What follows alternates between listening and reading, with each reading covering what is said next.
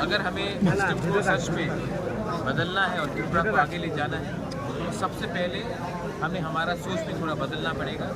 एक न्यू त्रिपुरा, एक new India बन रहा है और अगर हम यूथ को प्रायोरिटी नहीं देंगे, अगर हम एजुकेशन को प्रायोरिटी नहीं देंगे, हेल्थ को प्रायोरिटी नहीं देंगे, अपॉर्चुनिटीज़ को प्रायोरिटी नहीं देंगे तो नुकसान हमारा पूरा सोसाइटी का है, हमारा स्टेट का, हमारा देश का है।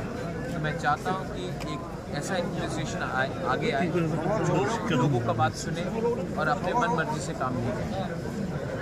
मेरा देश है, अगर हमें त्रिपुरा को आगे ले जाना है तो थिंकिंग बदलना पड़ेगा, सोच बदलना पड़ेगा और एक ऐसा त्रिपुरा को हमको आगे ले जाना है जो अपने नेक्स्ट जनरेशन के बारे में चिंता करें। आपने सर बहुत कुछ रिफॉर्म्स की बात की है जी, तो अगले दिन कैसे काम करेंगे? हम इसका काम मैंने अभी से शुरू कर दिया है और आप आने वाले 10-15 दिन में इसका बहुत असर भी देंगे।